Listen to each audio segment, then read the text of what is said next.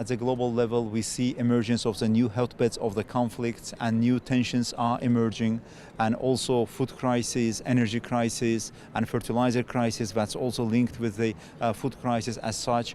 And all of these things are happening at the global level, and also in the immediate neighborhood of Azerbaijan. And in the south, American and Iranian tension continues to be case, and we're also wishing that the escalation will be the case between the two countries. In the meantime, there are other hotbeds of the conflicts in our neighborhood. But in the midst of all of these tensions and difficulties and challenges, and Azerbaijan is trying to provide a platform for the international cooperation, dialogue and collaboration. I think that World Urban Forum is one of such a platform. We are trying to do our utmost best, that everybody is most welcome, and our guests, and we can talk to one another and have a dialogue. And really, world needs such a dialogue and platform for discussion. I think that World Urban Forum, together with you and together with our interlocutors, certainly without their support, we also couldn't achieve. But we are providing the platform for the international discussion, including the most pressing and acute problems at the international level.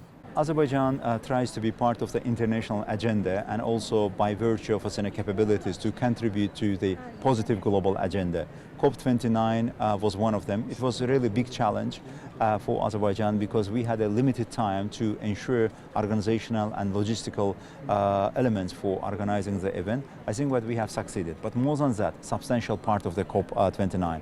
Azerbaijan's COP was considered like a financial COP, because international community, particularly global south and developing and also least developed countries and island and also landlocked countries, were expecting new financing mechanisms. I think that Azerbaijan's COP29 provided that financing. And it was not only Azerbaijan, but together with the international community, we worked together and we produced results. That was a vision of Azerbaijan, to building the bridge between the different parts of the world, building the bridge between global south and global north as well. Because as you can see, Azerbaijan is also putting a lot of emphasis and support for galvanizing all the energy and resources of the global south countries. And we also consider ourselves as a global south. But bringing together global south, we are not seeking isolation. We are also seeking new bridges of cooperation and collaboration with the global north as well. And as a continuation of the same policy of building bridges and providing the platform for the cooperation and being part of the global positive agenda, Azerbaijan is also hosting the World Urban Forum, because as everybody sees, and in the discussions that we have also seen, that urbanization is an opportunity, is a challenge for every country. And urbanization is at full swing course in all countries. But in the meantime, we see billions of the people all around the world are without housing. And in the 2050, more people will live in the cities rather than some other places. But there will be additional pressure on the infrastructure of all our respective countries. We should start thinking and working on all of these issues now, not to wait for other opportunities. From all of these dimensions, as you can see, we have a consistency, and it's not just an event, and we would like to see real substance. I am also looking forward that as a result of the World Urban Forum, Baku Call for Action document will be adopted. It's like a consensus document. It's not just produced by the government, it's produced by the stakeholders, civil society institutions, professionals, academicians from all our respective countries, providing the platform, providing the document and basis of the reference for the whole international community. And assuredly, what I can add also, that Azerbaijan will continue its endeavors to providing the platform for such an international activities and being the positive part of the global agenda. Thank you. Really, between Kenya and Azerbaijan, we indeed see a lot of potential for development of our bilateral cooperation at the political level, economic, trade, and including the people-to-people contacts level as well. We also commend all the work of the Kenyan government for the housing project. Is one of the unique and also massive and very successful housing project.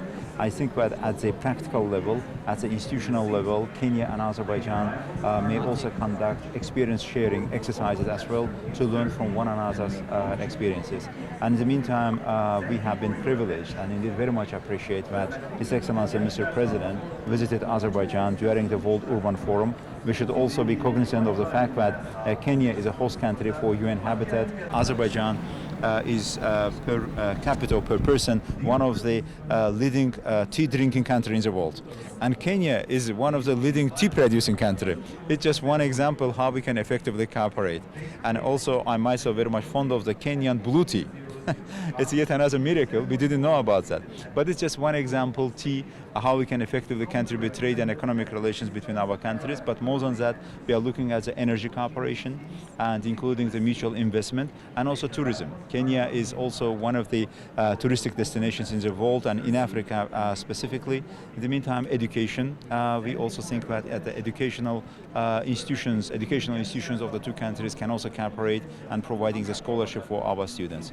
And all in all, really, we see as a bright future for the Kenya-Azerbaijan cooperation in all dimensions. Two countries are also discussing potential investment projects, and Azerbaijan is also a potential investor, and we may consider certain investment projects based on the interests of the two parties and for advancing our economic and business relations. Really, climate change, every country is suffering from the elements of the climate change, and in Baku, you see that on the very first day of the World Urban Forum, we also faced with the calamities of the climate change, and such a heavy rain with such an outflow of the water in the mid of May for Azerbaijan, for Baku, it was something unusual.